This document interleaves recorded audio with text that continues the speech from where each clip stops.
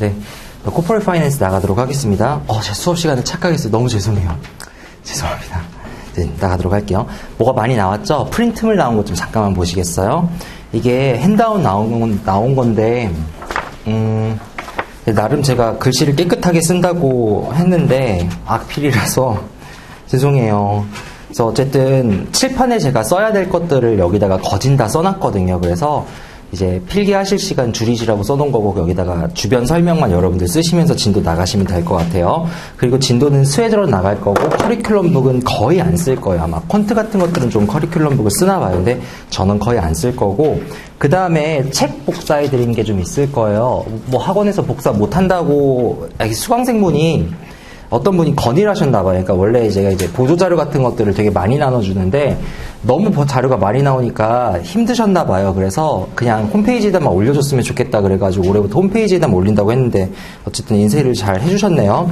그래서 이게 한 페이지로 제가 엑셀에다가 정리해 놓은 게 있는데 이거 이제 홈페이지에 올라갈 거예요. 그래서 학원에서 보조자료를 안 올려주더라도 여기 가셔가지고 링크 누르면은 이게 기사 같은 것들이 있어서 기사는 저희가 인쇄를 못 해드려요. 저작권 때문에. 책은 다행히 이제 저작권 그게 좀 해결이 된 거라서 승인을 받은 거라서 이제 복사를 좀 해드릴 수가 있었는데 기사 같은 것들이라든가 다른 것들은 좀 못하기 때문에 수업 끝나고 그냥 가셔가지고 직접 이렇게 특히 온라인으로 들으시는 분들은 찾아보시면 좋을 것 같고 어쨌든 거기 교시마다 이렇게 해놓은 거고 5교시는 올해 교재가 좀 바뀌었어요. 그래가지고 이 부분은 제가 따로 수정해가지고 올려드릴게요. 그리고 책 복사해드린 거는 뭐 수업 시간에 이제 복사해드렸으니까 이따가 간략하게 볼 수는 있을 것 같긴 한데 만약에 못 보더라도 집에 가서 읽으시면은 그냥 좋은 자료들이에요. 그래서 어차피 여러분들 재무 쪽 일 하실 거니까 도움 되실 만한 자료들 올려놨어요. 그래서 그건 보조자료라고 생각하시면 돼요. 자, 진도 나가도록 할게요. 스웨이저 페이지는 197페이지를 보시면서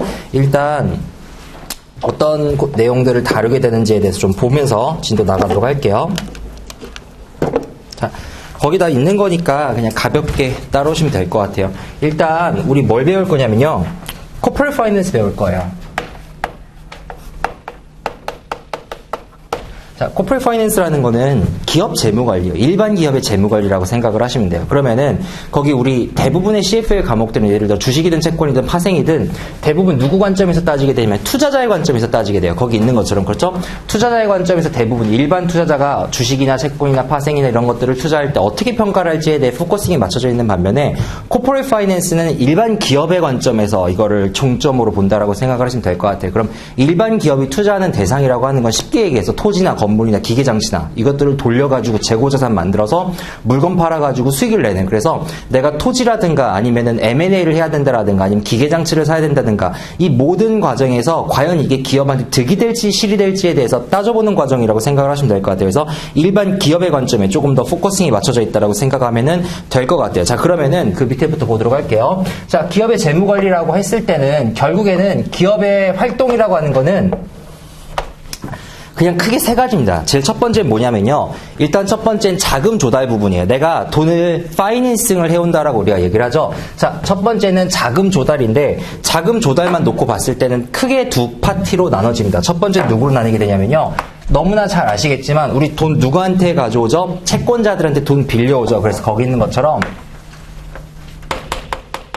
creditors 또는요 debt holder들 채권자들한테 우리가 돈을 빌려오는 소스가 하나가 있고 그 다음 두 번째 소스는요 누구한테 돈을 조달해 올 수 있냐면은 동업자들한테 구해올 수가 있겠죠. 즉 주주들한테 출자받을 수가 있겠죠. 그래서 shareholders, 주주들한테 돈을 출자받을 수가 있을 거예요. 그러면은 그 돈이 재무제표로 따지게 되면 여기에 asset, liability, equity, 자산, 부채, 자본 중에서 빌려온 돈은 liability에 꽂힐 거고 내가 출자받은 돈은 equity에 꽂히게 되겠죠. 그래서 재무상태표로 놓고 봤을 때 여기가 데빗이고 여기가 크레딧 사이드잖아요. 그러면은 이쪽에 있는 여기 크레딧 사이드만 놓고 보면은 사실은 기업 입장에서 내가 자금을 어떻게 조달했는지를 보여주는 파트예요. 그래서 그 캐시플로우 스테이트먼트, 현금흐름표 관점 관점에서 봤을 때는 파이낸싱 액티비티가 다 이쪽에 해당된다라고 생각을 하시면 돼요. 내가 자금을 조달하고 예를 들어 배당금을 지급해요. 예를 들어 원금을 갚아요. 그러면은 여기에 뜨겠죠. 예를 들어 내가 출자 받아요. 그럼 에코티에서 뭐가 될 거예요? 캐시플로우 상에서는 플러스가 나면서 우리 지분 이슈하면 되겠죠. 스탁 이슈하면 되겠죠. 그 다음에 예를 들어서 내가 자사주 매입을 해요. 그럼 자사주 매입하면 어디서 돈 빠져나가요? 여기서 빠져나가야 되겠죠. 배당하면요. 여기서 돈 빠져나가야 되겠죠. 주주한테 주는 거잖아요. 따라서 캐시플로우 from financing activity에서 배당 지급한다라든지 자사주 매입한다라든지 돈 나갈 거란 말이에요. 예를 들어 내가 돈 빌려요. 자금 조달하게 되면 부채 발행하면서 어떻게 돼요? 이쪽에 캐시가 이쪽 부채 올라가면서 캐시 꽂히면서 그 다음에 이 financing activity에 그게 계상이 되겠죠. 그래서 이쪽은 financing activity를 보여주는 거예요. 그 돈을 우리는 어떻게 처리를 하냐면요. 자, 여기서 흘러 들어간 돈이 여기에서 이제 어디로 꽂히게 되냐면은 요렇게 꽂히게 되겠죠. 어디로 꽂히게 되냐면요. 여기 보시면은 fixed asset, 우리 흔히 얘기해서 tangible asset, 유형자산 쪽으로 꽂히게 되는 거죠. 그래서 non-current asset 사이드에 보시면 예를 들어 property나 plant나 equipment나 공장, 기계장치 이런 것들에 꽂히게 되겠죠. 그래서 PPE 쪽으로 주로 많이 꽂히게 된단 말이에요. 또는 유통기업 같은 경우에는 재고자산 같은 것들, 상품 매입하겠죠. 그래서 그것들 팔 거 아니에요. 그래서 인벤토리를 사는 사람도 있을 거고요. 아니면 원자재를 사가지고 인벤토리를 만드는 것도 있을 거고요. 뭐 그건 중요치가 않아요.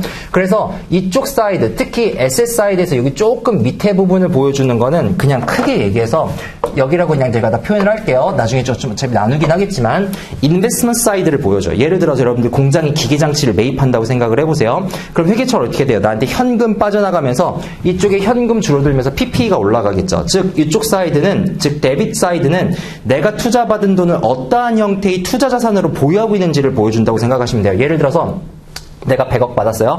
근데 100억을 현금으로 아직 갖고 있으면 캐시가 100억 꽂히는 거 아니에요. 그럼 내가 이걸 어떤 형태의 자산으로 보유하고 있는지 보여주는 거죠. 만약에 내가 공장에 50억 투자했어요. 그럼 현금 50억 줄면서 현금 50억, 그 다음 토지 50억 되겠죠. 또는 공장 50억 되겠죠. 내가 재고자산 20억 사요. 그러면요. 현금 다시 30억 줄어들, 20억 줄어들어 30억 되면서 재고자산 20억, PP 50억 이렇게 되겠죠. 즉, 이쪽 사이드는 내가 어떠한 형태로 이 자금을 조달한 거에 대해서 투자를 하고 있는지를 보여주는 거를 보여준다 생각하시면 돼요. 자, 이 돈을 가지고 우린 다시 뭐예요? 재고자산을 판매를 하겠죠. 재고자산을 판매하면 이쪽에 뭣도 생길 수 있어요. 매출 채권도 생길 수 있고 바로 현금 땡길 수도 있고 AR이라든가 캐시가 생길 수 있겠죠. 그래서 캐시도 생길 수 있고요. 어카운트 리시버블도 생길 수 있고요. 그러면은 정확히 얘기하면은 이쪽 인벤토리 위쪽, 그래서 current asset side 쪽으로는 사실은 operating activity를 보여주기도 해요. 그래서 이쪽은 사실은 operating activity를 보여주기도 하는데 어쨌든 중요한 거는 이 operating activity가 1년치를 결산할 때 우리가 그걸 뭘로 보여주는 거예요? 우리 투자자들한테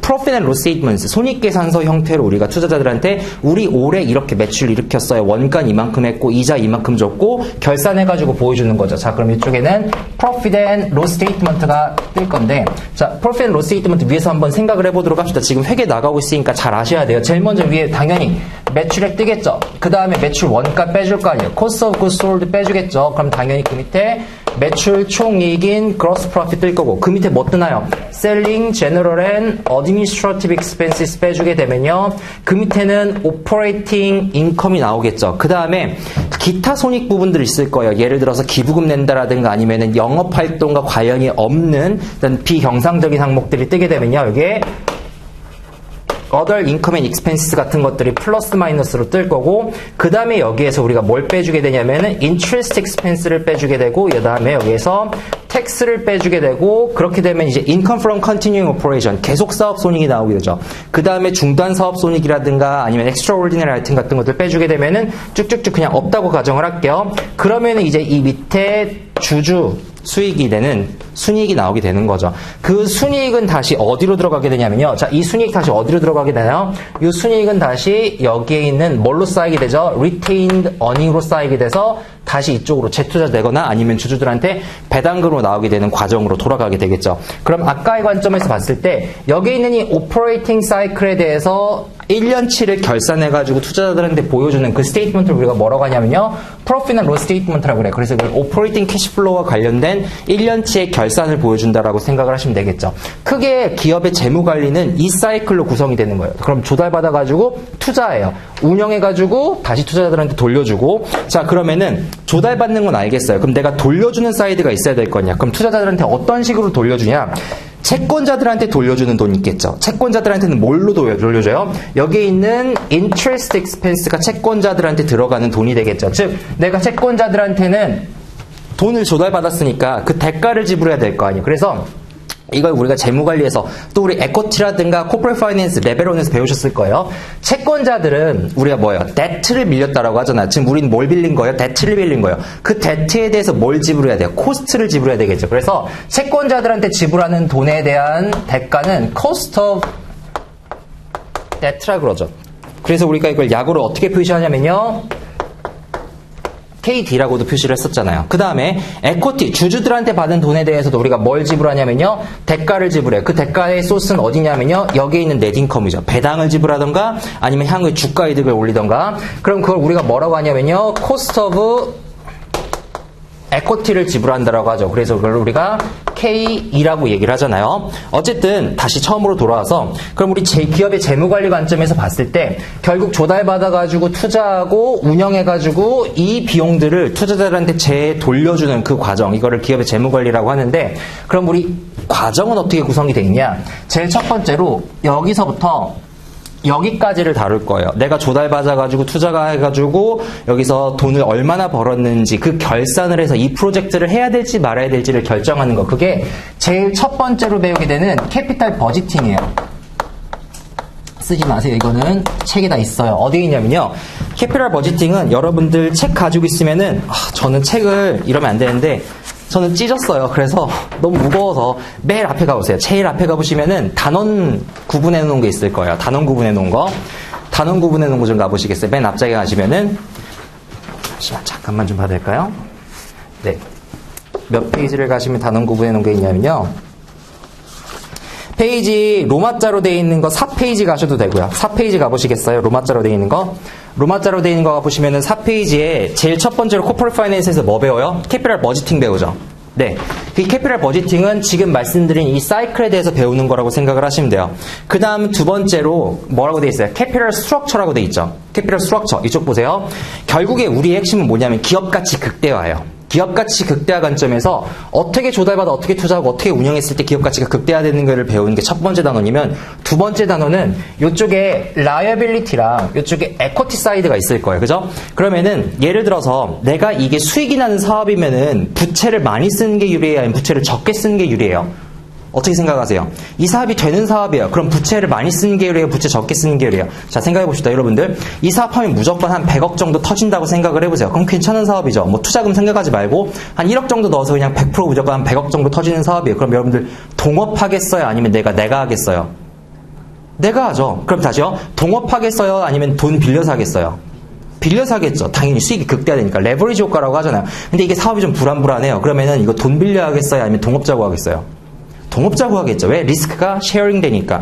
즉 내가 어떤 사업을 하느냐에 따라서 자금을 쓰는 소스도 달라져야 된단 말이에요. 이해되시겠어요? 그래서 이 소스를 내가 어떻게 구성하느냐, 즉 캐피털 스트럭처, 부채랑 자본의 비율을 어떻게 하느냐에 따라서 기업 가치가 달라질 거라고요. 물론 지금 얘기 드린 거는 아주 단순한 예고예요. 그거를 MM 티어리로 1958년도, 63년도, 73년도 이렇게 쭉 오면서 어떤 식으로 우리가 기업의 자본 구조를 구성하는지에 따라 기업 가치가 바뀌는지를 배우는 게 두 번째 과목에서 배우게 될 거예요. 이거를 우리가 뭐라 하면 캐피털 스트럭처라고 하죠. 그 다음에 세 번째, 이쪽 보시면요. 배당이 있어요. 기업 가치는 어떻게 결정이 되냐면요. 이쪽 보세요. 기업 가치는 결국엔 두 가지를 더하는 거예요. 자, 엔터프라이즈 밸류를 구한다라고 하면요. 우리 기업 가치 혹시 EV, EBITDA라고 들어보셨어요? EV, EBITDA 구한다고 하잖아요. 그럼 거기서 엔터프라이즈 밸류가 쉽게 얘기하면 뭐냐면 부채 가치랑 자본 가치 합쳐주는 거예요. 그냥 쉽게, 심플리하게 얘기하면 나중에 조금 수정할 거예요. 정확히 얘기하면 부채 가치에다가 자본 가치에다가 캐시는 빼줘요.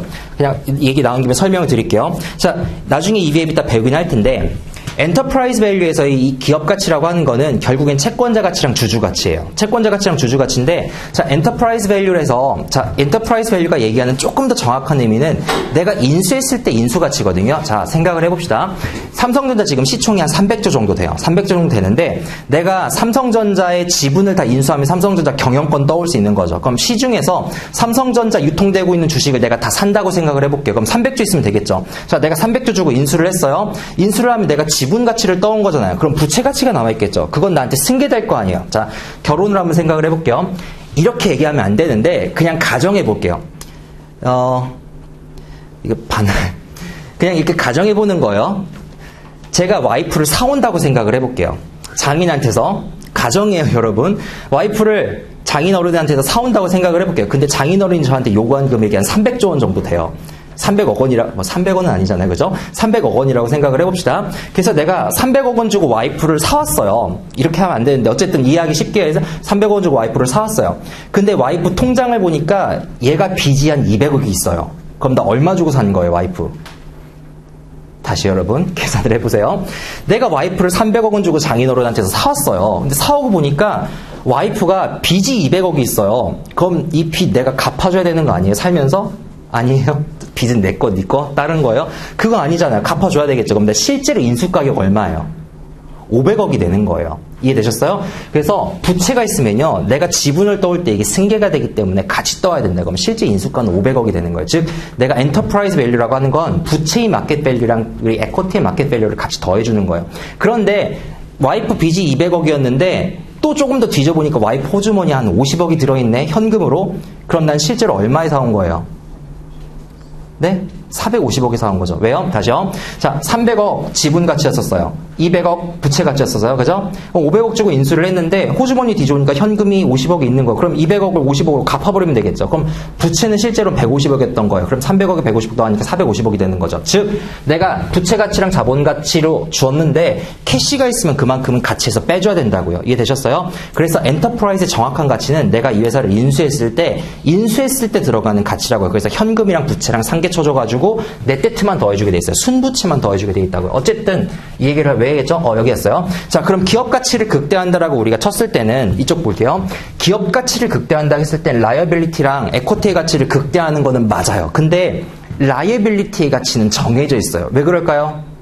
자, 채권자가 여기에 투자를 해요. 돈을 꿔줬단 말이에요. 근데 이 사업이 잘 돼요. 그럼 채권자가 이렇게 얘기하는 거예요. 야, 너 사업 잘 되는데 나한테 이자 좀 더 줘.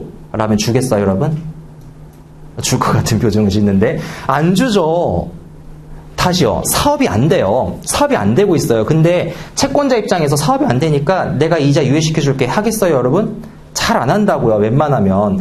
채권자는요, 정해진 원금과 이자를 가져가게 돼 있어요. 그렇죠? 아무리 사업이 잘 되더라도 정해진 것만큼 가져가게 돼 있다고요. 자, 그러면은 기업의 가치는 처음에 이 라이어빌리티는 이미 처음에 자본을, 즉 부채를 조달할 때부터 이미 세팅이 되어 있어요. 왜? 앞으로 이 채권자한테 갚아야 되는 원금과 이자가 스케줄이 나와 있잖아요. 그럼 기업 가치는 이미 정해져 있어요. 라이어빌리티의 가치는. 그럼 기업 가치의 극대화는 결국엔 뭐의 가치 극대화예요? 주주가치 극대화. 그래서 기업가치 극대화가 주주가치 극대화라고 얘기를 하는 거예요. 이해되셨어요? 왜? 부채가치 정해져 있잖아요. 그럼 주주가치 극대화하면 기업가치는 저절로 극대화가 되는 거예요. 여기 픽스돼 있으니까 요걸 극대화하는 거라고요. 그럼 요걸 극대화하려면 뭐를 극대화해야 돼요? 넷인컴을 극대화해야 되겠죠. 왜? 넷인컴이 쌓이는 데가 여기니까. 즉, 주주가치 극대화는 넷인컴 가치 극대화하고 넷인컴 가치 극대화는 기업가치 극대화랑 그게 맞물리게 되는 거예요. 이해되셨어요? 그럼 넷인컴을 극대화해야 돼요. 자, 넷인컴을 극대화했는데 예를 들어서 지금 배당을 줄 거냐 아니면 조금 유보했다가 나중에 줄 거냐 이 판단은 할 수가 있겠죠. 배당을 지금 줄 거냐 아니면 나중에 유보했다가 나중에 자본이 들고 돌려줄 거냐 아니면은 배당을 지불하지 않고 자사주 매입을 할 수도 있잖아요. 그죠? 이 주주와의 거래들이 있다고요. 유상감자라든가 유상증자라든가 자사주 매입이라든가 무상감자라든가 이런 여러 가지 거래들이 있을 거예요. 이 거래에 따라서 기업 가치가 달라지게 돼요. 부채는 심플해요. 그냥 원금과 이자잖아요. 별게 없어요. 그래서 원금과 이자인데 자본 쪽은 조금 다르다고요. 주주와의 여러 가지 거래들이 있어요. 따라서 여기에 따라서 기업 가치가 변하게 되는 부분을 배우는 게 그래서 디비던드 플러스라고 되어 있죠. 세 번째로. 그래서 세 번째로 배우게 되는 거는 자, 배당을 지불하는 거에 따라서 기업 가치가 어떻게 변하는지에 대해서 다뤄보게 될 거예요. 그 다음에 네 번째는 뭐냐면요. 자, 지금까지 제가 말씀드렸던 건 이건 정량적인 요소예요. 정량적인 요소.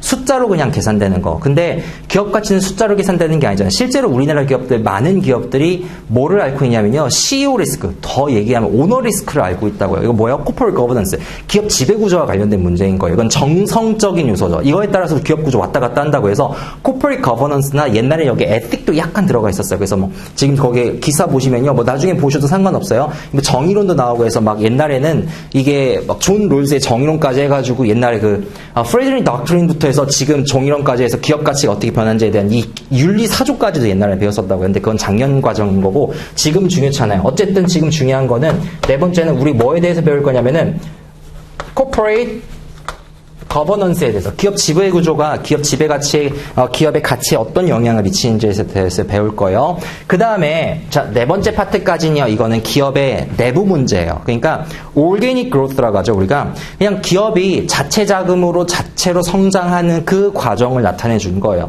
그러니까 건강한 기업이라면 자체 동력으로 자체 성장해가지고 계속해서 끊임없이 성장해가면은 참 좋겠죠. 근데 기업이라는 게 최근에 보시면 아시겠지만 생애 주기가 점점 짧아지고 있어요. 이게 1930년대만 하더라도 S&P 500 컴퍼니즈의 이 라이프 스팬이라고 하죠. 이게 평균 그러니까 수명이라고 하나 기업 수명 그게 90년이었었어요. 지금은요.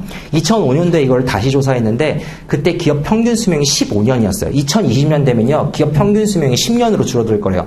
10년이면요. 내가 지금 아무리 큰 기업을 만들어도 10년 후에 이 기업이 존재할지 안 존재할지 모른다는 거예요. 그만큼 경영 환경이 척박화되고 있죠. 그 다음에 그만큼 뭐예요? 산업이 빨리 변하게 되는 거고 그럼 뭐예요? 이제 기업들은 새로운 산업을 빨리 진출하려고 하는데 빨리 진출하는 방법 중에 이미 자체적으로 예를 들어서 대한항공이 아시아나 이런 지금 큰 기업들 있잖아요. 근데 아시아나 지금 매물로 나와 있죠. 근데 아시아나항공이랑 저가항공사랑 여러분들 딱 띄워놓고 보면요. 아시아나 경영 환경이 힘들어질 수밖에 없어요. 왜? 자, 아시아나항공이든 대한항공이든 대한항공 1950년대에 생긴 회사예요. 자, 1950년대 광복 직후에 항공사가 국내 하나 있어야 될 거 아니에요. 그때 만들어진 회사라고요. 이 회사랑 지금 최근에 만들어진 저가항공사랑 자, 뷰로크래시 관점에서 한번 생각을 해보세요. 관료주의적인 관점에서 이게 50년부터 70년 된 회사예요. 거의 독자적으로 아시아나항공 1980년대에 생겼거든요. 그럼 이 회사의 비용 구조랑 이 저가항공사의 비용 구조랑 경쟁이 되겠어요? 경쟁 자체가 안 된다고요. 이미 처음 세팅될 때부터 너무나 관료주의적으로 관료가 됐었고 70년 동안 경쟁 없이 성장한 회사이기 때문에 여기랑 여기의 경쟁 구조는요. 비교할 나이가 안 돼요. 그래서 만약에 이게 경쟁이 됐으면 왜 대한항공에서 진에어를 만들고 아시아나항공에서 에어서울이나 에어부산을 자회사로 만들면서까지 저가항공을 만들었겠어요. 자체 경쟁이 되면 안 만들겠죠. 근데 저가항공사 예를 들어 제주항공 이런 데들 계속 나오니까 어떻게 해요? 에어서울, 에어부산 만들고 진에어 만들어가지고 뭐예요? 본인들 노선 물려주고 있잖아요. 경쟁이 안 된다는 거예요. 그래서 경쟁이 안 될 때는 첫 번째 방법은 뭐냐면요. 진출하는 거예요. 어떻게? 내가 자체적으로 진출 못하니까 예를 들어 이렇게 분사를 만든다던가 분사가 안 되면 뭐 하는 거예요? 사버리면 되는 거예요. 그게 뭐예요? 엑스터널리하게 그로스를 하는 거죠. 외부 성장 이후에는 기대할 수가 있다고요. 그럼 다섯 번째는 뭐 하냐면요. 여기까지는 내부적인 올거닉 그로스였어요. 근데 내가 외부적으로 성장하는 건 뭐예요? 인수합병 하는 거죠. 그래서 M&A에 대해서 배울 거예요. M&A가 기업 가치에 어떤 영향을 미치는지 크게 이렇게 5개로 우리 과목이 구성이 될 겁니다. 그래서 앞으로 6시간 동안 이 5개를 배울 거예요. 그럼 오늘 뭘 배울 거냐? 이제 캐피럴 버지팅 배우는 거죠. 그럼 머릿속으로 잡고 가는 거예요. 자, 기업의 재무관리는 똑같아요. 모든 게 심플해요. 조달받아 투자하고 운영하고. 근데 그 과정에서 기업 가치를 극대화하는 거예요. 그럼 일단 첫 번째, 내가 조달받아 투자하고 운영하는 요 과정에서 수익이 나야 되고, 두 번째는 재무구조 건전하게 가져가야 되고, 세 번째는요, 배당 정책 어떻게 가져가느냐에 따라서 예를 들어 삼성 같은 데 지금 계속해서 뭐야, 배당 달라고 난리치고 있잖아요. 그죠? 이런 것들. 주주가치 극대화에 따라서 어떻게 기업 가치가 변하는지, 그 다음 네 번째 기업 지배구조, 그 다음 다섯 번째 M&A 과정에서 배운다고 생각을 하시면 될 것 같아요. 자, 그러면은 여기 캐피럴 버지팅을 함에 있어서 의사결정 구조가 두 가지가 있어요. 자, 내가 이 프로젝트를 할 거냐 말 거냐. 예를 들어 한전부지가 있어요. 그럼 한전부지를 내가 살 거냐 말 거냐. 이 M&A를 할 거냐 말 거냐. 그게 다 캐피럴 버지팅에 생각된다라고 생각을 하시면 될 것 같아요. 아시겠죠? 자, 캐피럴 버지팅인데 이 캐피럴 버지팅을 하기 위해서는 디시전 룰이 두 가지가 있습니다. 첫 번째, 이거 여러분들 다 배우셨어요. 핸드아웃에 있는데 뭐예요? NPV죠. IRA랑. 첫 번째는요. NPV가 뭐보다 커야 돼요? 0보다 커야 돼요. NPV는 뭔가요? 아주 쉽게 얘기해서 내가 투자한 돈보다 더 벌어야 돼. 그게 NPV잖아요. 다시요. 내가 투자한 돈보다 더 벌면 NPV가 나오는 거예요. 그 다음 두 번째 룰은 뭐예요? Internal Rate of Return이죠. 내부 수익률이죠. 내부 수익률이 무엇보다 커야 돼요? 네. 내부 수익률이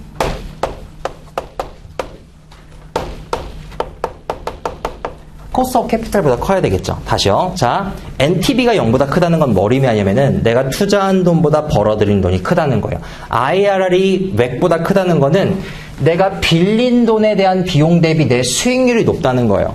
내가 빌린 돈은 10%로 빌렸어요. 근데 내가 12% 벌었어요. 2% 남는 거 아니에요. 그럼 NPV가 0보다 큰 거겠죠. 그래서 이게 두 개 디시전들이 일치한다는 거예요. 자, 그러면은 첫 번째 말고 두 번째 거 먼저 보도록 합시다. 자, 이 내부 수익률은 뭐 어차피 시행착오법으로 배우는 거니까 계산기 두드려가지고 나중에 구하는 거고요. 이 코스트 오브 캐피탈 어떻게 할 거냐는 거예요. 요거 이거 자본 비용 어떻게 측정할 거냐? 그 자본 비용 요걸로 측정하는 거예요. 어떻게 측정할 거냐면, 자, 아까 코스트 오브 데트랑 코스트 오브 에쿼티 있었잖아요. 그죠? 자, 코스트 오브 데트는 쉽게 얘기하면 뭐냐면, 부채의 자본 비용이잖아요. 부채의 자본 비용 뭐예요? 채권자가 내가 투자할 때 나 적어도 이 정도 수익률은 줘. 그게 기업 입장에서는 지불해야 되는 비용인 거죠. 다시요. 투자자가 요구했던 요구 수익률 자체가 기업 입장에서는 비용이란 말이에요. 그래서 코스트 오브 데트가 투자자 입장에서는 수익률이 되는 거예요. 자, 그러면은 투자자가 요구하는 건 뭐예요? 이자겠죠. 그러면은 우리가 지불해야 되는 건 이자 비용. 그래서 이건 따지고 보면 이자 비용이에요.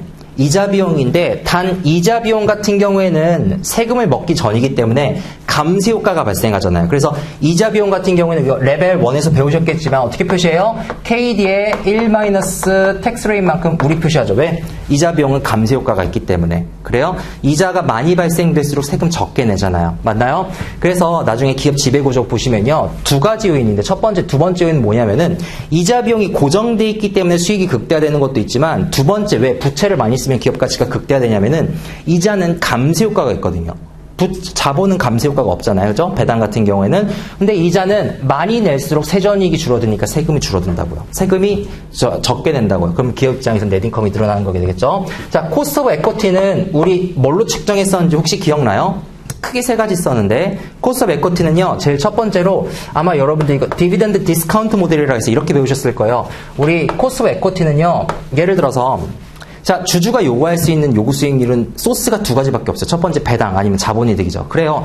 내가 지금 주식 투자를 P0만큼 했어. 그런데 내가 앞으로 기대할 수 있는 첫 번째 연도의 배당 수익률 플러스 그 이후의 자본 수익률, growth rate이죠. 그죠? 연구 성장률, 이만큼 내가 주식 수익률 기대할 수 있는 거 아니야? 이렇게 평가하는 방법이 있고요. 그 다음 두 번째는 어떻게 평가했었어요?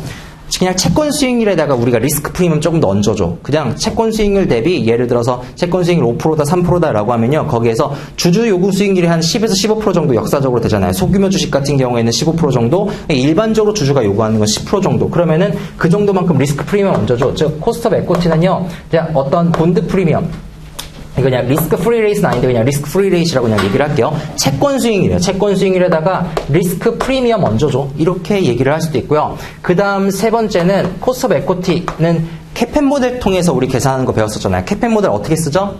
공식 기억나요? 그래요. 자, 캐펜 수익률은요. 무염 수익률 더하기 베타의 RM-RF 시장의 에쿼티 리스크 프리미엄을 얹어주죠. 자, 이거 의미하는 건 뭐냐면은 주주가, 자, 이거 다시 얘기할게요. 채권으로 따지게 되면 이거는 주주가 요구하는 요구 수익률이에요. 즉 주주가 주식 투자를 했을 때 나 적어도 이 주식에서는 네가 이만큼의 수익률은 벌어다 줬으면 좋겠어라고 요구하는 거예요. 그죠? 그럼 적어도 내가 주식 투자를 했을 때 삼성전자에 투자를 했을 때는 적어도 국채 수익률만큼은 네가 보장해 줬으면 좋겠어. 실무에서는 이거를 1년짜리 단기 스판 레이스를 쓰기도 하고요. 뭐 30년짜리 국채 수익률을 쓰기도 해요. 뭐 그거는 회계법마다 다르고 그다음에 같이 평가하는 사람마다 다른데 되게 그냥 스판 레이스를 쓰기도 하죠. 자, 무염 수익률은 지금 현재 상태로 네가 어느 정도 어느 채권 상품에 투자를 하든 그냥 리스크 없이 벌어들일 수 있는 수익률이에요. 그 수익률에다가 그 리스크 프리미엄, 그 무염 수익률을 초과하는 여긴 뭐예요? 주식시장의 수익률이죠. 주식시장의 수익률. 즉 코스피 수익률을 쓴단 말이에요. 코스피 수익률을 쓰고 그 코스피 수익률을 쓴다는 거는 내가 주식 투자를 하고 있잖아. 그러니까 적어도 이 시장에서 내가 투자하는 거에 대해서 일반적인 투자자들이 기대할 수 있는 것만큼은 네가 더 벌어줬으면 좋겠어. 즉 무염 수익률에 무리움 수익률을 초과하는 그 주식시장의 수익률에다가 이 개별적인 주식, 이게 이제 키가 되는 거죠. 뭐요? 개별적인 주식의 민감도를 베타로 먹여주는 거잖아. 즉 시장 대비 더 민감해 덜 민감해를 베타로 먹여주는 거죠. 이거는 공식은 뭐 중요한 건 아닌데 공식 어떻게 구해요? 이거 시그마 마켓의 제곱분의 코베런스 개별 주식과 마켓 사이의 궁분산 또는요 코릴레이션 시그마 n분의 시그마 i로 구해주잖아요. 무슨 얘기예요? 개별 주식과 시장이 얼마나 같이 움직이는지에 대한 확률에다가 시장의 수익률 변동분, 개별 주식의 수익률의 변동분, 즉 시장이 움직일 때 개별 주식이 얼마나 더 움직여 덜 움직여, 그리고 그런 확률이 몇 프로로 발생해? 예를 들어 100% 똑같이 발생한다라고 하면은 지금 제가 얘기하는 거 저만 떠들고 있는 거 아니죠. 1차 때 배웠던 거잖아요. 그죠? 그럴 확률이 발생할 확률. 그래서 100%로 같이 움직인다라고 하면요. 예를 들어 시장이 100이 움직여요. 그런데 개별 주식이 120, 130이 움직여요. 대표적인 사례가 예를 들어 사치제잖아요. 예를 들어 페라리 자동차. 자, 개별 주식이 100이 올라요. 그러면은 이런 주식들은 주식시장이 100이 오를 때 130, 140이 오른단 말이에요. 그만큼 수요가 증가하니까. 반대로 맥도날드 베타값 측정해보면 0.3, 0.4밖에 안 올라요. 무슨 얘기냐? 개별적인 주식시장의 수익률이, 자죠? 주식시장의 수익률이 100만큼 오르더라도 누가 맥도날드 100만큼, 여러분들 연봉 100만원 오른다고 예를 들어. 연봉 100만원이었는데 200만원만큼 오른다고 내가 햄버거 하나 먹던 거 2개 먹는 건 아니잖아요. 그죠? 라면 하나 끓여 먹던 거 2개 끓여 먹는 거 아니고 변동성이 적단 말이에요. 그래서 리스크가 그만큼 줄어들겠죠. 어쨌든 다시 돌아와서 중요한 건 뭐냐면은 이렇게 KD를 측정을 하고 이렇게 코스트 오브 에코티를 측정해서 우리 뭐랑 곱해줘요? 여기에 내가 부채를 조달한 비중에다가 자본으로 조달한 비중을 요거 곱하기 요거 곱하기 요거 해가지고 우리가 결론적으로 뭘 구해주는 거예요? Weighted Average Cost of Capital이라고 구해주죠. 왜? 결론적으로 외기기도 하고 내가 100% 에코티로 조달하면 이건 에코티의 수익률이 되는 거고 100% 부채로 조달하게 되면 부채의 수익률이 되는 거예요. 그래서 그거보다 네가 더 많이 벌었니?를 측정해 주는 거라고 생각하시면 돼요. 그게 첫 번째 캐피탈 버지팅의 디시즌 룰이에요. 그죠? 어려운 거 하는 거 아니죠? 그 다음 두 번째, 그 다음에는 NPV가 0보다 커야 돼요. 자, 이것도 한번 생각을 해봅시다. NPV가 0보다 큰 거는 이제 그 밑에 가시면 핸드아웃에 이제 그 밑에 쪽으로 이제 나가는 거예요. NPV가 0보다 크다는 거는 이쪽 좀 볼게요. NPV가 0보다 크다는 건 어떤 의미를 가지냐면은, 자, Net Present Value를 계산할 때 우리 이렇게 계산했을 거예요. 서메이션을 해주는데 앞으로 발생하는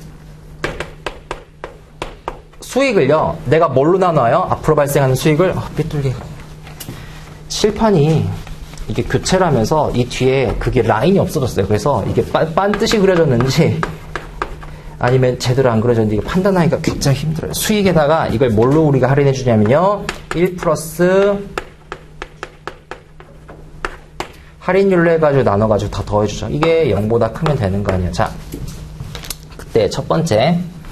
여기 수익과 여기 할인율이 있는데 요거 두 개는 매칭이 돼야 돼요. 예를 들어서 디비던드 디스카운트 모델을 쓴다라고 생각을 해봅시다. 배당 할인 모형을 써요. 배당 할인 모형에서 생각을 하는 거는 이렇게 얘기하면은 여러분들이 알아듣기가 조금 힘드실 것 같고 그냥 여기 처음부터 생각을 합시다. 자, 수익은요 우리 되게 뭘 쓰냐면요 캐시플로우를 써요. 아주 쉽게. 그럼 캐시플로우의 종류들이 있어요. 캐시플로우 종류들은 뭐가 있냐면 배당금이 있고 두 번째는요 혹시 레벨 1에서 회계 과목에서 프리 캐시플로우 배운 거 구하셨던 거 기억나요? 네, 잉여현금으로 구할 수도 있고 그 다음에 이제 뒤쪽에서 최근에 많이 쓴 residual income, 잉여현금이라든지 아니면은 에바라든가 economic value added, 경제적 부가가치를 쓰기도 해요. 그런데 중요한 거는 자 여기 지금 엄청나게 이득 많잖아요. 근데 왜 현금 쓰냐는 거예요. 가치 평가할 때. 궁금한 적 없으셨어요? 다시요. 회계 과목과 코퍼레이트 파이낸스 보면요. 회계 과목에서는 이렇게 계산을 해요. 그잖아요. 그래서 예를 들어 기업 가치 극대화하려고 하면 뭐 극대화해야 된다고요? 추주 가치. 또 기업 가치, 주주 채권자 관점에서의 기업 가치를 극대화하려고 그래요. 그럼 뭐 극대화해야 돼요? 이쪽 볼게요. 자, 여기에 지금 수익이 굉장히 많잖아요. 예를 들어 매출액도 있고요, 그로스 프로핏도 있고요, 오퍼레이팅 인컴도 있고요, 계속 사업 손익도 있고요, 넷 인컴도 있고요. 또 어떤 경우에는 여기까지 봐가지고 우리 EBIT라고 하잖아요. Earning Before Interest and Tax라고 얘기를 하기도 하잖아요. 물론 Earning Before Interest and Tax가 오퍼레이팅 인컴이랑 같이 쓰일 때도 많아요. 왜냐하면 기타 손익 항목들이 없다라고 가정을 할 때, 예를 들어서 가치평가를 여러분들이 실제 이제 회사 들어가시면 하시게 될 거예요. 그러면 미래를 추정하겠죠. 근데 미래를 추정을 하는데, 예를 들어서 일성신약 같은 회사들은요, 이게 주식세대 1세대란 말이에요. 그분이 아마 어떤 증권사 창립 멤버인데 유명한 증권사, 지금 이제 한 10대 증권사 되는 창업 멤버예요. 일성신약 사회장님이.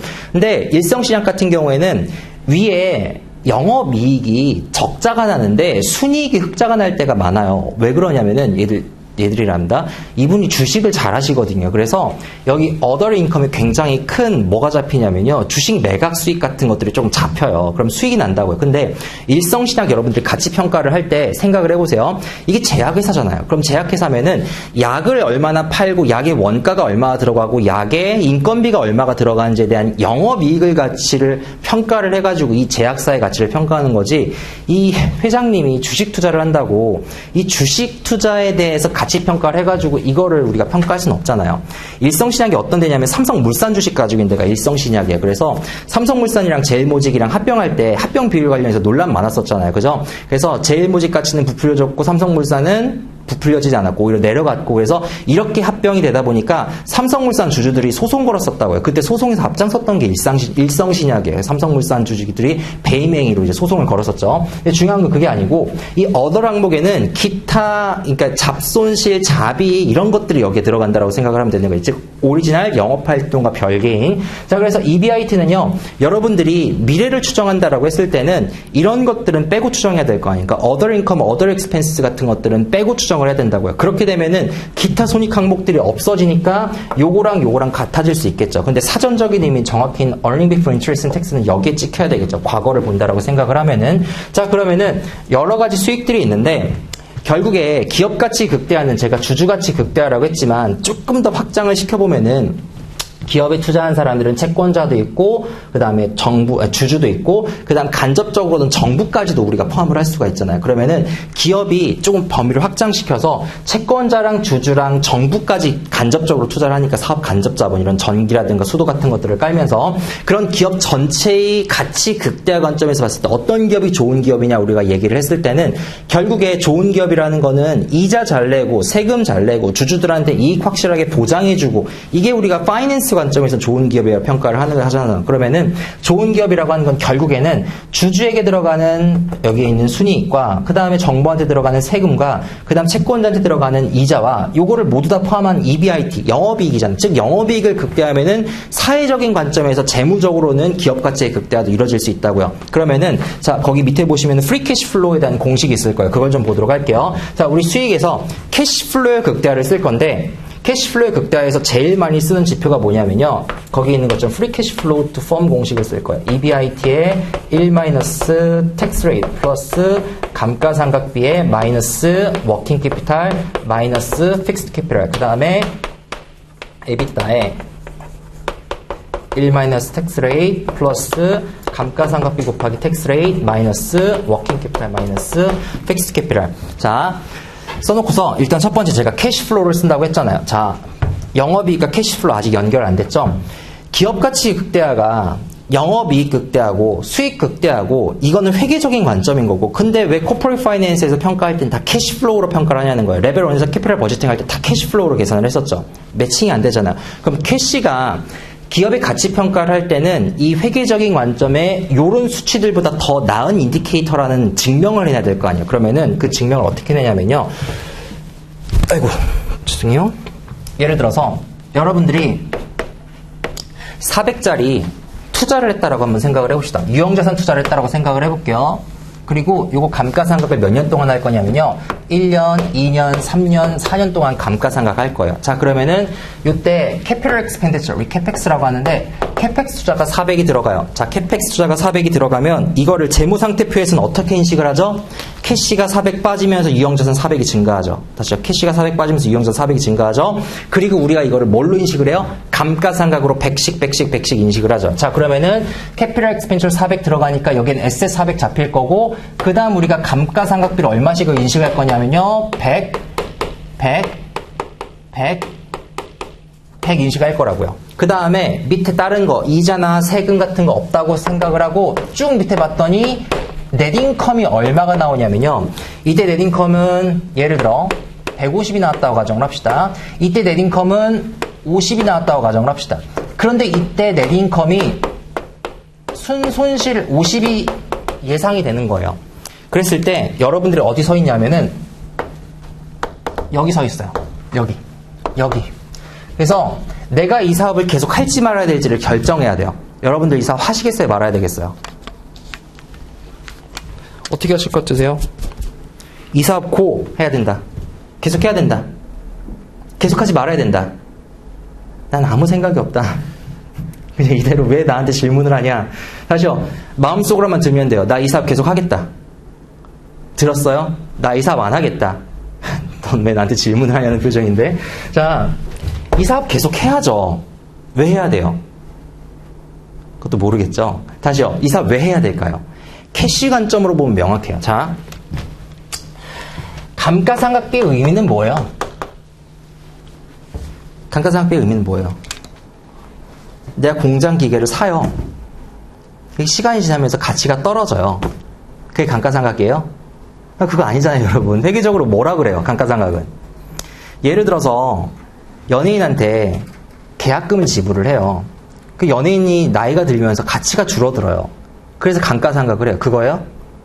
어제 GD가 저녁했던데 가보셨어요? 그래서 어제 지하철 타는데 막 뭐가 붙어 있는 거예요. 알고 보니까 어제 저녁했다 그러더라고요. 중요한 건 그게 아니고 매칭 프린서플 때문에 이렇게 감가상각하는 거죠. 그래요? 자, 내가 400을 이때 딱 계약금으로 지불을 해요. 400을 지불해요. 근데 얘가 활동 4년 동안 한단 말이에요. 그럼 수익 언제 나요? 1년, 2년, 3년, 4년 동안 낼 거죠. 그러면은 수익에 맞춰가지고 비용을 매칭시켜서 인식을 해주는 거잖아요. 그래서 수익에 맞춰서 비용을 매칭시켜서 인식을 해주는 거예요. 그러면은 잘 보세요. 이 상태에서 이미 400은 썼죠. 근데 딱 올해가 됐어요. 감가상각비 때문에 비용 100을 냈어요. 실제 현금 나갔어요? 안 나갔어요? 100만큼 현금 나가요? 안 나가요? 안 나가죠. 근데 내가 순이익 150 났어요. 그럼 실제로 한테 현금 얼마 들어왔다는 거예요? 들어갔다는 표정을 짓지 말고 얼마 들어온 거예요, 여러분? 250 들어온 거죠. 이거는 현금 흐름을 수반하지 않는 비용이잖아요. 그래요? 그러니까 실제로 요거를 내가 캐시플로우 관점으로 보면은 250이 된다고요. 자, 이거 현금 얼마 들어온 거예요, 실제로? 150 들어온 거잖아요. 왜요? 자, 감가상각비는 현금을 내지 않는 비용이라고. 현금 언제 나갔어요? 앞선에 나갔잖아요. 자, 그러면은 여러분들 지금 여기 서 있어요. 여기 서 있는데 여기에서 실제로 이게 LG전자 간부회의 때 나왔던 질문이에요. 남용 부회장이 여기 지금 자료에 있거든요. 2008년 9년에 남용 부회장이라는 분이 LG전자의 총괄 CEO를 맡아요. 근데 당시에 LG전자 생각을 해보면요. 2008, 9년 금융위기 때 LG전자가 역대 사상 최고의 실적을 기록을 해요. 왜 그러냐면은 모 회사, 이 컨설팅 회사죠. 맥킨지의 조언을 받아들여서 이제 피처폰 시대는 끝났다. 그래서 뭐에 치중을 하냐면은 그때 디자인 센터를 설립을 해요. LG. 디자인 센터 설립하고 기억나실 거예요. 샤인폰, 프라다폰 이런 폰들을 막 개발해가지고 기억나요? 당시에 막 김태희가 광고하고 막 프라다폰 막 샤인폰에서 김태희 씨 막 미친듯이 돌고 있는 막 그런 광고 있었단 말이에요. 그러다 보니까 단기적으로는 뭐예요? 수익이 올라갔었어요. 근데 스마트폰 시장이 늦게 진출하면서 이제 그 뒤에 후발주자가 돼버리는 비극을 초래를 했지만 어쨌든 결론적으로 뭐라고 했으냐면 간부회의 때 단기적인 사업의 퇴출을 결정할 때는 순이익보다는 현금이 더 나은 인디케이터 역할을 한다라고 얘기를 했다고요. 이해되세요? 왜 그럴까요? 자, 내가 이 시점에 서 있어요. 이미 400은 나간 돈이잖아요. 이미 썼어요. 이미 공장 지어놨어요. 이미 공장 지어놨고 400은 이제 앞으로 더 들어갈 돈이 아니에요. 근데 내가 이 시점에서 미래를 바라보니까 1년 후에 나한테 감가상각비 100이 찍히고 순손실 50이 찍혀요. 근데 나한테 현금으로 따지게 되면 얼마 들어와요? 그렇죠. 현금으로 따지게 되면 이때 플러스 50 들어오잖아요. 왜? 감가상각비는 현금이 안 나간 돈이니까. 그러니까 세계상으로 찍힌 이 돈은요. 매칭 프린서플, 어크럴 베이시스에 따라서 작성된 거지 실제로 지금 여러분들이 이 시점부터 자 인수한다고 생각을 해보세요. 이 시점부터 내가 인수해야 돼요. 근데 이미 시설 투자 다 끝났어요. 인수하면 뭐예요? 앞으로 시설 투자 안 들어가죠. 그럼 이 시점부터는 현금으로 따져주는 게 조금 더 단기적으로는 정확할 수 있다고요. 물론 장기적으로 치면 똑같아요. 장기적으로 치면요. 넷인컴 다 더해주고 캐시플로우 다 더해주면 결국 똑같은 수치 나와요. 그런데 중요한 건 뭐예요? 이미 현금 들어갔으니까 이 시점부터 볼 때는 현금이 더 배럴 인디케이터라고요. 플러스 50 들어오잖아요. 단기적으로는 그렇다고요. 그래서 우린 뭘 볼 거냐면요. 현금을 볼 거예요. 그 현금의 대표적인 이그젬플이 뭐냐면 프리 캐시 플로우트 폼을 볼 거예요. 또는 배당금을 볼 수도 있겠죠. 근데 왜 프리 캐시 플로우트 폼을 볼 거냐? 자, 아까 얘기했던 거랑 다시 맞물려요. 자, 기업 가치를 단기적으로 작게 보면 주주 가치 극대화지만 크게 보면요. 누구 가치 극대화? 주주, 채권자, 정부 가치 극대화라고요. 그런데 다시요. 자, 여기 EBIT는 그럼 따지고 보면요. 이렇게 생각할 수 있겠네요. 주주랑 채권자랑 누구예요? 정부 몫에 이득이 들어있는 거잖아요. 그래요? 자, EBIT는요. 잘 들으세요.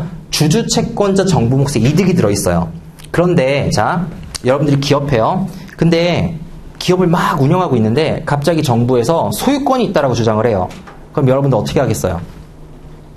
정부 너도 고마워하니까 가져가 그래요? 공산주의 국가죠. 사유주의잖아요. 어떻게 해요? 미쳤다고 하겠죠. 소송 걸고 난리가 나겠죠. 개인의 재산권을 침해한다고. 즉 정부는 간접적으로 투자라는 거지 직접적인 소유권은 없다고요. 그래서 정부 몫을 빼주는 거예요. 난 뭘 구하기 위해서? 채권자 주주 몫을 구해주기 위해서. 아까 우리 기업 가치 엔터프라이즈 밸류 인수한다고 했을 때 채권자랑 주주 가치라면서요. 기업 가치는. 그래요? 그러면은 나는 주주 채권자 정부 몫에서 주주 채권자 정부 몫에서 정부 몫은 빼주는 거예요. 그럼 주주 채권자 몫의 이득이 여기까지 나오겠네요. 그죠? 자, 주주 채권자 정부 몫의 이익이 나왔는데 주주 채권자 정부 몫의 이익에서 정부 몫 빼줬어요. 그럼 주주 채권자 이익이 나올 거예요. 근데 감가상각비를 더해줘요. 왜? 이런 이유로. 뭘로 만들어주는 거예요? 주주 채권자 입장에서의 현금 흐름을 보고 싶은 거예요. 프리캐시 플로우 펌의 의미는 그래요. 주주 채권자라면 현금을 보고 싶은 거예요. 근데 거기에서 워킹 캐피탈 변동분과 픽스드 캐피탈 변동분 빼줘요. 왜 빼줄까요? 자, 기업은요, 여러분들 주식회사의 최대 장점이 뭐예요? 파트너십이나 개인 사업자랑 다르게 주식회사의 최대 장점은 뭐예요? 상장시켜서 돈을 땡기는 거? 물론 그것도 있지만 영속적으로 기업을 운영할 수가 있죠. 기업의 소유권이 어떻게 되는 거예요? 영속적으로 갈 수가 있다고요. 물론 우리나라는 오너, 이게 자본시장이 형성된 지가 얼마 되지 않아서 우리나라는 오너랑 최고 경영자랑 같다라고 여기는 경향이 강한데, 이게 몇 세대 흐르게 되면은 이 최고 경영자들도 상속하게 되면서 지분율이 희석이 된단 말이에요. 그럼 나중에는 어떻게 돼요? 지분율이 낮아지게 되면서 결국에는 기관 투자자들의 힘이 조금 더 세지게 되고 일반 투자자들의 힘이 세지게 되면서 이 사회 열어가지고 최고 경영자 임명하고 결국 그렇게 돼요. 지금 과도기적인 측면이 있어서 그렇지. 근데 중요한 건 뭐냐면 기업은 영속 기업을 가져간다고요. 대부분 그래요. 그럼 어떻게 돼요? 영속기업을 가져가니까 단기 투자랑 장기 투자를 빼주는 거예요. 다시요. 워킹 캐피탈은 왜 단기 투자일까요? 워킹 캐피탈은 뭘 보여주는 거냐면은 요만큼을 보여주는 거예요. 요만큼. 워킹 캐피탈은. 자, 여러분들이 예를 들어서 화장품 가게를 연다고 생각을 해볼게요. 그럼 화장품 가게 처음 열 때 뭐 사요? 토지 사고, 빌딩 올리고, 인테리어 하고, 이건 뭘로 들어가냐면요. 여기. 아까 공장 지었을 때 이 픽스드 캐피탈 인베스트먼트로 들어가는 거예요. 유형자산에 대한 큰 투자. 이런 거 말고 화장품 가게 하면 뭐 사야 돼요? 재고자산 사야 될 거 아니에요. 틴트도 사고 뭐 여러 가지 화장품 스킨도 사고 뭐 여러 가지 사야 될 거 아니에요. 그건 재고자산인 거예요. 자, 사업체가 커져요. 그럼 재고자산도 늘어나겠죠. 늘어난다는 건 뭐예요? 재고자산에 내가 투자를 해야 되는 거니까 현금이 나한테서 계속해서 나가는 거예요. 또 이런 것도 있을 거예요. 내가 매출 일으켰는데 아직 현금에서 안 된 것도 있을 거예요. 그러면은 내가 현금으로 봐야 되니까 여기는 매출 발생하면 이거 올라가 있겠죠. 매출 발생하면 EBIT는 올라가 있겠지만 아직 현금에서 안 됐다고요. 그럼 AR만큼 어떻게 돼요? 워킹 캐피탈에서 내려주는 거예요. 왜? 현금 안 들어왔으니까. 이해돼요? 그래서 단기 투자랑 장기 투자를 빼주는 거예요. 그럼 중요한 건 뭐냐면, 자, 지금 우리가 계산할 때 뭘로 계산해준다고 했냐면, 캐시로 계산해주고, 그 캐시로 계산해주는 거에 대한 대표적인 이그젬플로 프리캐시 플로우 투 펌을 얘기했어요. 프리캐시 플로우 투 펌을 왜 계산해주냐? 우린 뭘 구하고 싶은 거냐면, 주주 채권자 관점의 잉여 현금 흐름을 구해주고 싶은 거예요. 계속 기업을 가정한. 그랬을 때 주주 채권자 정부 몫에 시작해서 정부 몫 빼주고 현금 흐름으로 바꿔주고 단기 투자, 장기 투자를 해가지고 뭘 보여주는 거예요? 네, 주주 채권자 관점에서의 장기적으로 봤을 때 현금 흐름을 구해주는 거예요. 이거를 계산을 해주는 거죠. 그래서 그걸 수익에다가 박아준다라고 생각하시면 돼요. 그럼 밑에 공식은 뭐냐? 밑에 공식은요, 이 부분 계산하면 똑같이 나와요. 이 부분이랑 이 부분 계산하면 똑같이 나와요. 근데 밑에 거는, 아이고, 이 부분이 아니죠. 여기까지 봐야죠. 그러니까 예를 들어서 어떻게 이렇게 예쁘게 쓰고 줄을 삐뚤게 걷을까요? 자, 요 위에 거랑 밑에 거에서 밑에 것만 좀 요거만 좀 전개를 해볼게요. 자, 요거 보면 보시면요.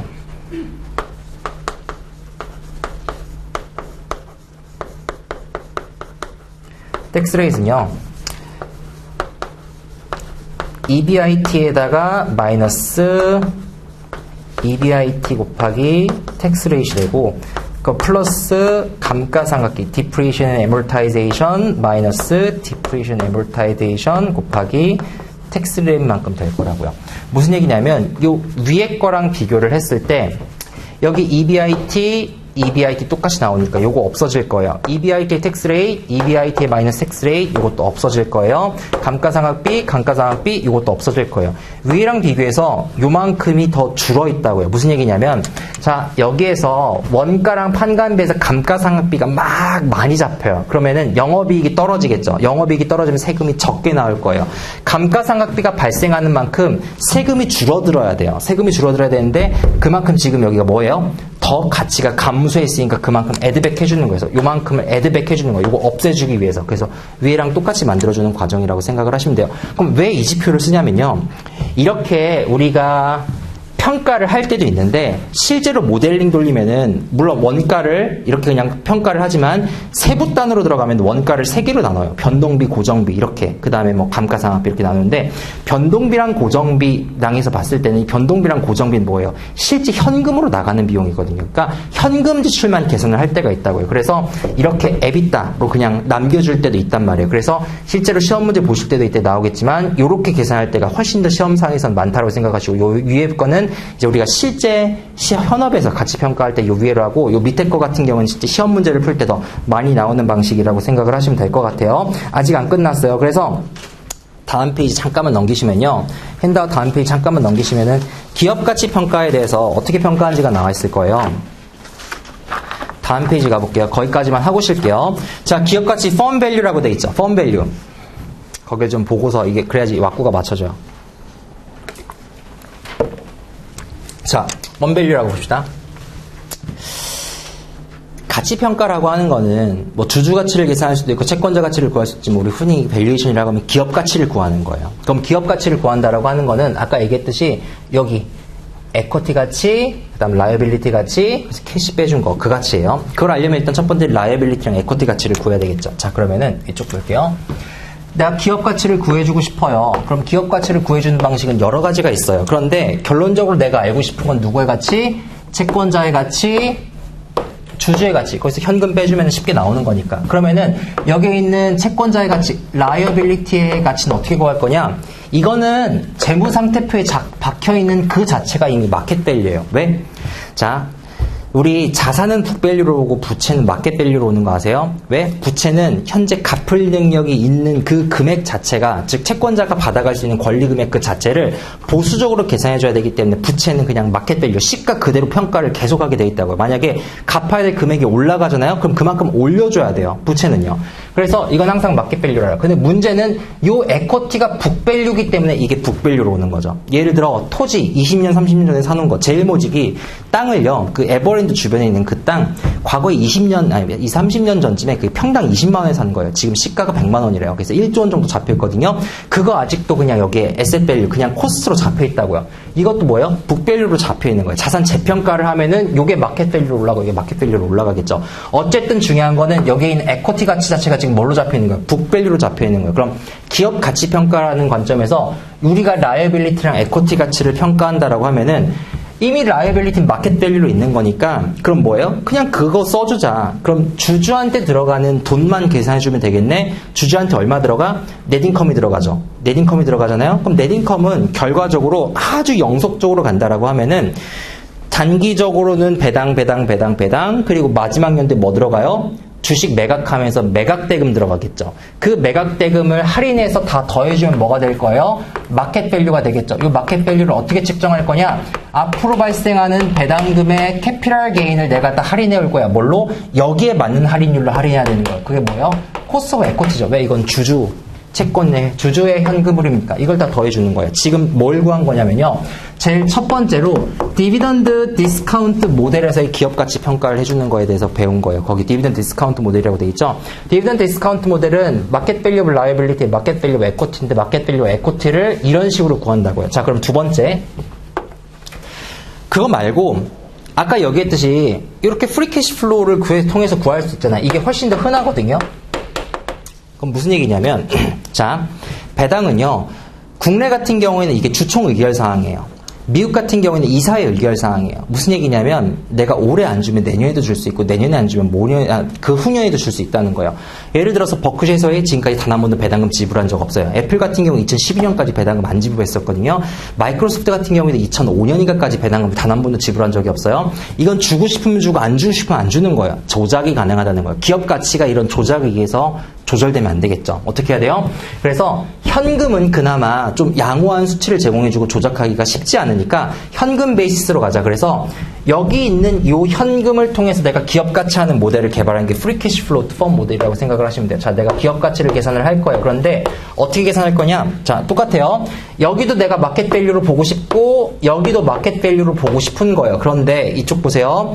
요걸 통해서 계산하는 게 뭐예요? 주주 채권자 귀속 현금 흐름이라면서요. 그래요? 아, 프리 캐시 플로우 펌은 주주 채권자 귀속 현금 흐름이구나. 그러면은 요거를 그냥 한꺼번에 마켓 밸류로 구해주자. 즉 free cash flow to firm이라는 거를 내가 뭘로? 1 플러스, 자, 이거 뭘로 할인해야 돼요?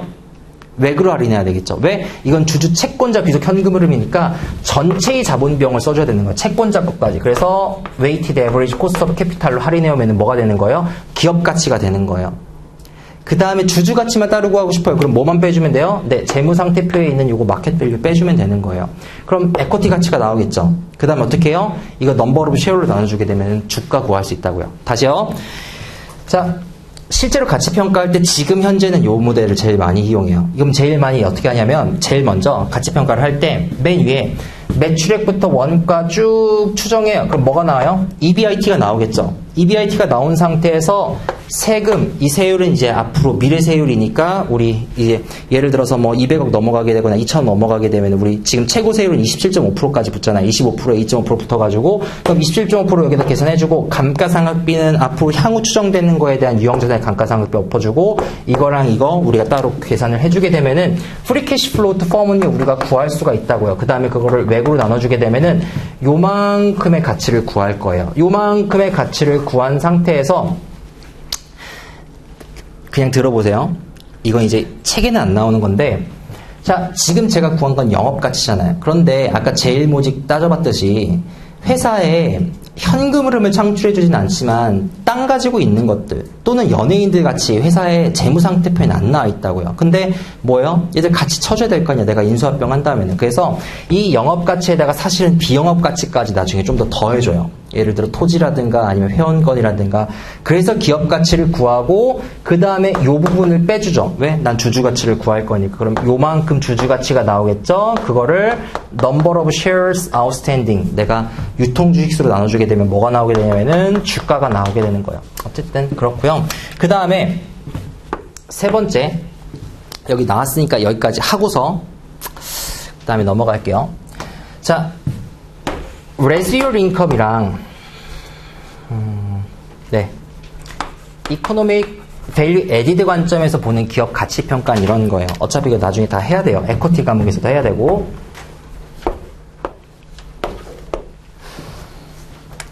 지금 현재 쓰는 모델은 제가 이걸 많이 쓰는데 최근의 트렌드는 여기 residual income이나 economic value added로 옮겨가고 있어요. 그래서 일단 residual income 먼저 볼게요.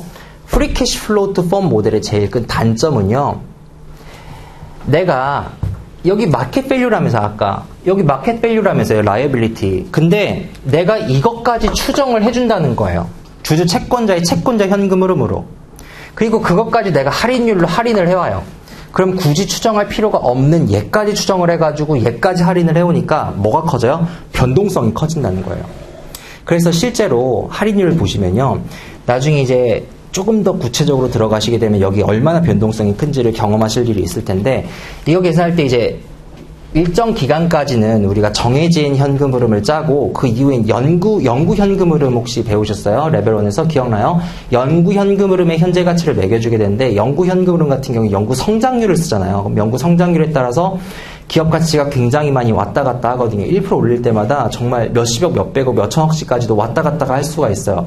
변동성이 너무 커지는 거예요. 그 변동성을 줄여주기 위해서 이쪽 모델로 넘어왔다고 생각을 하시면 될 것 같아요. 변동성을 줄여주기 위해서. 그래서 변동성을 줄여주기 위해서 개발한 이 모델은 자, 첫 번째 residual income 모델부터 볼게요. 자녀이익 모델이라 그래요. 자, 여기서 생각하는 거는 기업 가치는 채권자랑 주주 가치 구해주는 거라며. 그러면은 채권자 가치는 이미 마켓 밸류로 재무상태표에 찍혀 있다며. 그럼 그거 그냥 쓰자. 그 다음에 하나 더. 이것도 재무상태표면 이거 북밸류로 찍혀 있다며.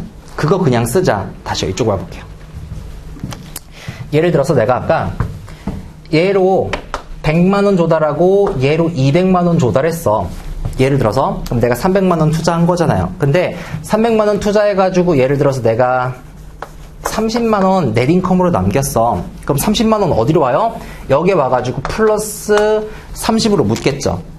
retained earning으로. 그러면 따지고 보면 우리 기업 가치는 부채 가치 100에 자본 가치 200에다가 추가적으로 번 30이잖아. 그러면은 자, 이거 마켓 밸류 그대로 쓰자. 이거 최초 투자한 금액 그대로 쓰자. 그리고 내가 번 금액이면 앞으로 요것만 추정해주면 되겠네. 다시요. 내가 출자 한 번 했어요.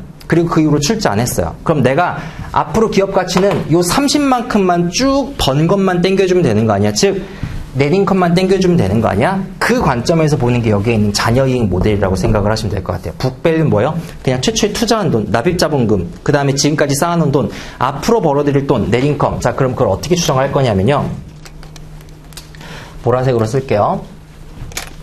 자, 주주가 여기 200이라는 돈을 넣을 때는 이 200이라는 돈에 요구하는 요구 수익률이 있었을 거예요. 얼마를 요구하냐? 예를 들어서 10%라고 그냥 가정을 합시다. 그러면은 자, 채권자 예를 들어서 얘도 10%를 요구를 하고 얘도 10%를 요구한다고 할게요. 그러면은 지금 여기 30은 일단 지워버리세요. 30은 잊어버리시고 기업 가치가 커지려고 하면은 물론 돈을 남겨야 되는데 기업 입장에서 본전을 치고 싶은 거예요. 본전을 치고 싶으면 최소한 얼마 벌어야 돼요? 자, 채권자가 나한테 100 주면서 10% 요구해요. 그럼 본전 치려면 채권자 입장에선 적어도 10만큼은 벌어야 되겠죠. 그 다음에 주주가 200 꽂으면서 나한테 10% 요구해요. 그럼 적어도 주주 관점에서 20만큼은 벌어야 되겠죠. 그러면은 10에 20 더한 적어도 나는 30만큼은 벌어야지 이게 뭐예요? 주주랑 채권자의 아주 최소한의 요구 수익률을 만족시켜준 값이에요. 그럼 이거는 주주랑 채권자가 나한테 투자했을 때 기초적으로 요구하는 거니까 이거 가지고는 기업 가치는 변하지 않아요. 왜? 그건 어디도 투자해도 주주가 여기에만 투자하는 게 아니라 다른 데도 투자해도 그만큼 벌 거니까. 그럼 내가 add value, 내 가치를 더 올리기 위해서는 플러스 알파가 있어야 되겠죠. 그 알파 값을 다시 측정을 할 거예요. 어떻게 측정할 거냐? 자, 여기 마켓 밸류에는 이미 마켓 밸류에는 시장 가치가 다 반영이 되는 거고 여기 북 밸류에는 최초에 투자했던 저기 200원에 대한 가치만 있을 거예요. 그런데 주주가 여기에다가 10%의 요구 수익률을 요구했다라고 하는 거는 결국에는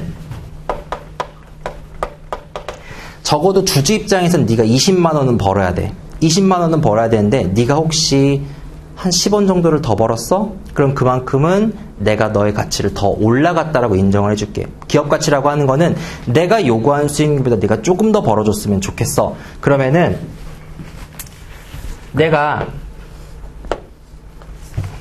여기에 꽂히는 돈이 얼마야? 넷인컴이야. 여기에 꽂힌 돈이 넷인컴인데 내가 너한테 기본적으로 요구한 건 200만 원에 10%만 요구를 했거든? 200만 원 10%면은 넌 20만큼만 벌면 본전이야. 그런데 네가 혹시 추가 알파로 10원 정도를 더 벌었어? 그럼 이 10원만큼 기업 가치가 커지는 거네. 그러면은 다시요. 자, 200에 10%를 투자할 때는 균형 수익률로 투자를 했겠죠. 요구 수익률로. 그럼 이거 가지고는 북밸류 계속해서 변하지 않을 거예요. 왜? 채권의 가치가 변하지 않는 것처럼. 즉 10%에 20만큼 버는 순간 기업 가치는 계속 10이에요. 왜 그럴까요? 그냥 수식적으로. 자, 영구 현금 흐름에 예를 들어 앞으로 캐시플로우로 쭉 이렇게 벌어들이는 어떤 기업이 있다고 가정을 해볼게요. 그 기업에 내가 뭘 측정하고 싶냐면 현재 가치를 측정하고 싶어요. 그래서 이게 100씩 영구히 벌어들이는 거고 할인율이 10% 가정하면 이 기업 가치 얼마예요? 1000이죠. 왜 1000이 나와요? 100이라는 거를 내가 10%로 할인해오면 되니까. 그럼 이거 어떻게 다시 역산할 수 있냐면은 내가 1000이라는 돈을 투자를 했어요. 그런데 10%의 요구 수익률로 계산하면은 영구히 100씩 나오는 거예요. 그럼 영구히 100씩 나온다라고 하면 그 기업가치 1000이죠. 나눠주면 된다고요. 이것도 역시 똑같아요. 네가 앞으로 20만큼 벌어다주는 순간은 네 기업가치는 200밖에 안 돼. 근데 난 뭘 측정해주고 싶은 거예요? 더 늘어난지 안 늘어난지를 측정해주고 싶은 거예요. 그 소스는 넷인컴이 되는 거고요. 그럼 넷인컴에서 네가 예를 들어서 30만큼 남겼다라면 적어도 주주 입장에서는 이만큼 더 가치가 커졌다라고 10만큼은 커졌다라고 볼 수 있겠네. 그러면은 residual income은 어떻게 구하냐면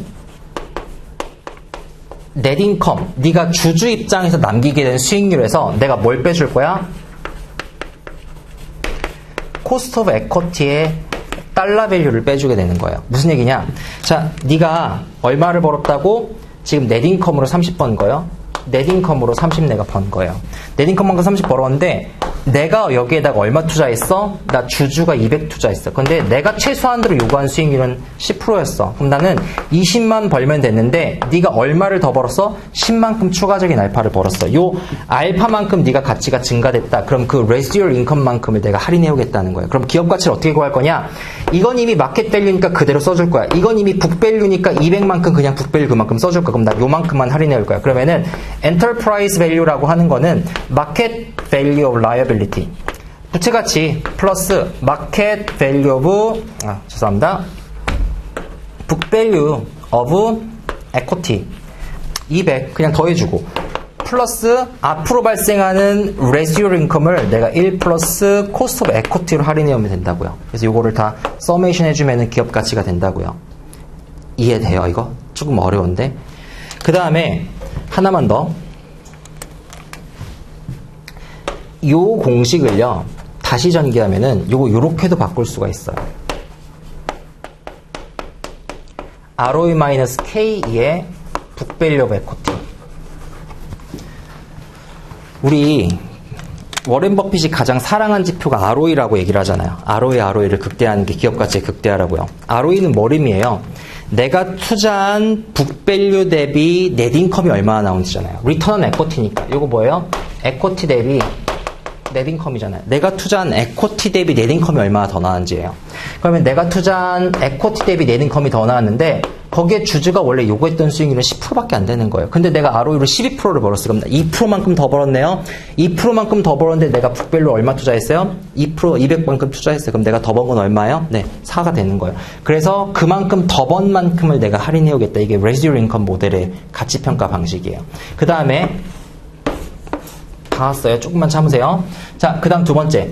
Economic Value Added. 이거는 삼성이랑 LG, 여기 지금 책에 있거든요. 삼성이랑 LG에서 성과급 측정할 때, 요즘 사업부 평가 측정할 때 이렇게 쓰는 방식인데, Economic Value Added의 방식은 이거예요.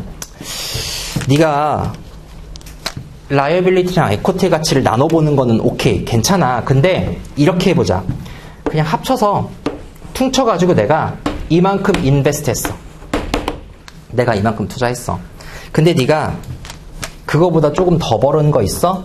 그럼 난 그만큼만 쳐줄게. 이거는 주주 관점에서 더 번 게 있는지예요. 이건 주주 채권자 관점에서 투자한 돈 대비 더 벌었는지예요. 그럼 기업 가치는 뭐야? 기업 가치는 요거 더하기 요거야. 그럼 요거는 네가 투자한 돈. 이거는 네가 더 번 돈. 누구 관점에서? 주주 채권자 관점에서. 그러면은 요거 어떻게 구하면 되니? 이거는 이쪽 보세요. 저 왼쪽에서 주주 채권자 관점에서 벌어들인 돈은 뭐예요? EBIT에서 세금만 빼주면 되죠. 다시요. 주주 채권자 관점에서 더 번 건 EBIT에서 세금만 빼주면 되죠. 그럼 이건 뭐예요? EBIT에서 세금만 빼주면 되는 거예요. 이걸 우리가 Net Operating Profit After Tax, 노펫이라고도 얘기를 하죠. 노펫이에요. 노펫에서 내가 얼마만큼 더 벌었다고? 주주가 채권자랑 이 돈을 투자했을 때 최소한으로 여기에서 벌어줘야 되는 만큼이 있었을 거 아니에요. 그게 얼마예요? 여기에 대해서 요구하는 수익률. 이걸 우리가 뭐라고 하냐면요. 웩달러라고 얘기를 해요. 웩달러는 어떻게 구하냐면 이 웩달러는 아까 저기에 쓴 것처럼 주주랑 채권자랑 투자한 돈이 있을 거 아니에요. 그게 얼마예요? Invested Capital이 있겠죠. 거기에다 곱하기 웩을 곱해주는 거예요. 내가 300 투자했어. 아까 저기에서 300 투자했어. 근데 우리 둘 다 10% 요구해. 그럼 너는 적어도 주주 채권자 관점에서 30만큼은 벌어야 본전이야. 근데 네가 주주 채권자 관점에서 40을 벌었어? 10만큼 애드 밸류 됐네? 그만큼을 우리가 할인해오자. 그래서 요거를 뭘로 할인하는 거냐면요. 웩 퍼센테이지로 할인해오면은 네, 그 다음에 여기 요 노란색을 더해주게 되면 기업 가치가 나오게 되는 거예요. 그 다음에 하나만 더 짚고 넘어갈게요. 기업 가치는 제가 이 부분은 지금 여기서부터 여기까지는 다음 시간에 한 번 더 해드릴 거니까 이해 안 되시면 넘기세요. 근데 여긴 아셔야 돼요. 이쪽 볼게요. 지금